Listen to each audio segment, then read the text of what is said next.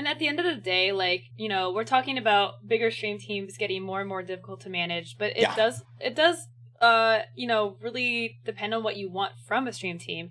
And we can go into talking about like what kind of expectations you should have for a stream team and what kind of things you can get out of it. But like if you just want to just be a part of a giant list of people and talk to some people and make some friends and maybe find people to work with within that team, like, that's totally cool. That's your aim. If you really want to like have a more like family type relationship with a couple of streamers, like then you're going to look to start small, right? And look to form like a team with people that you trust and that you've gotten to know pretty well. So I guess like we could talk about that. Like what do you look for in forming or joining a team? And like how do you know when you're ready for a stream team?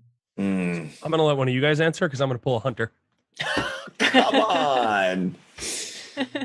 I think that with anything in life, everything should be, you should figure out what your expectations are of it. Like what are you trying out of it? Like, if you don't define the reason, then there's no sense in going through the process. Right. So, that for me, like after, like I said, being on like multiple stream teams where I just felt unfulfilled, not that they didn't serve any purpose, I had good experiences. There weren't negative experiences.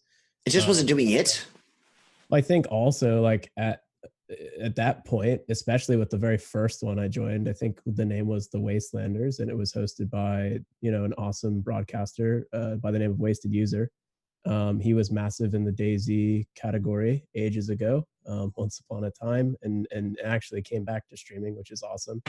But he had this like really widespread group of people, like so many content creators were part of the Wastelanders, but it was a really great way to meet other broadcasters. And I think that's ultimately how I ended up meeting a lot of my friends within the survival shooter community. And I'm still, I'm very close with a lot of them today. That sounds very familiar. It definitely served its purpose. And it was a great network. It really was. It was a great network. And, there was a couple of others along the way, but I don't think that I didn't have the right amount of experience at that time to understand like what could be gained from a stream team. I just didn't know, you know what I mean? So as you learn, you start to figure out, you start to narrow down, like, what are my needs? What can I work towards? Do I have a vision for this? And is there value in trying to put that time aside for it? Because again, ultimately, right, it's a use of your resources, your time ultimately, especially if you're thinking about making one yourself. For sure. In which you like bring upon that responsibility. So yeah, I would say that like, I think that's a process that probably is not unique whatsoever for broadcasters. The more you learn, the more you figure out about the industry, then you are able to more handedly formulate something that suits where you want to go. So that's interesting. So it sounds like, okay, so I remember at possibly the first TwitchCon, main menu had a, what do you call the thing that you get up and you talk to everybody's out there? The panel. They had a panel. That was stream team oriented. And I believe I remember Morag talking about trickle down streamonomics. Trickle down streamonomics. What? Like the concept doesn't work. Just like it's just Morag picking the just. This I mean, it works title. though. It works though. Like going back to like Reagan era economics, the trickle down streamonomics. Right. The idea in some of these larger teams is that you have some big dogs at the top, and you have hundreds of broadcasters, or sometimes hundreds of broadcasters, like these massive teams.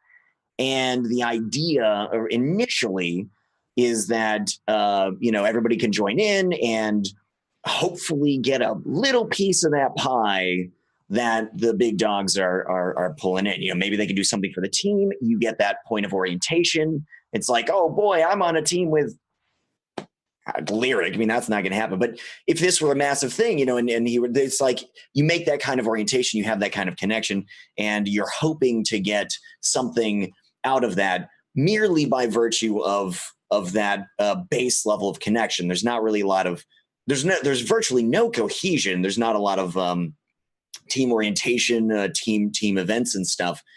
That was sort of what my first foray into stream teams was. I'm trying to remember what it was called, but it was something similar to this Wasteland idea. It was a Fallout Zone. It was called the Fallout Zone. And it had a bunch of broadcasts on it. And I think this was probably one of the better teams in terms of having a ton of people and still having communication and coordination. This is before Discord. I'm still friends with several of the people from the team, including Disney Disaster and Not Jen, a bunch of people that we carried on relationships. But that was my first orientation towards stream teams. And I think to Mark's point, this gave me perspective for what I then wanted to have in a team moving forward from there. I having had that experience, I could go like, well, I mean, it was cool with this and this. Obviously, it was missing these other things I was really hoping to get out of that. Sort of sitting down and trying to get some kind of clarity for what you really want out of a team is in some ways only going to be possible by virtue of having experienced what being on a stream team is. And I think that's probably one of the easiest ways to do it. Yeah. When you don't have a huge obligation, you're not going to mess anybody's stuff up by, not knowing what you're doing. Like welcome to anything on starting on Twitch. Yeah. You got to try it. You have to try it. You try. Like I was on a microscopic stream team that lasted like a couple months, and I was just like, this isn't really working that much. And and then things happened and and I'm like, well, here's the problems. And I identified what I had an issue with, identified what I liked with it. Like all of that stuff appeared after I had experienced it firsthand. You may get lucky and your first stream team may be 10 out of 10. Great. Good job. You did it. Good choice there, bud.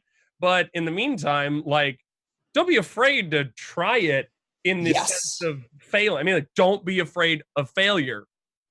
Just write that on your friggin' wall. Yeah, don't be afraid of failure, because you learn from it and you become so much better so quickly when you're willing to fail.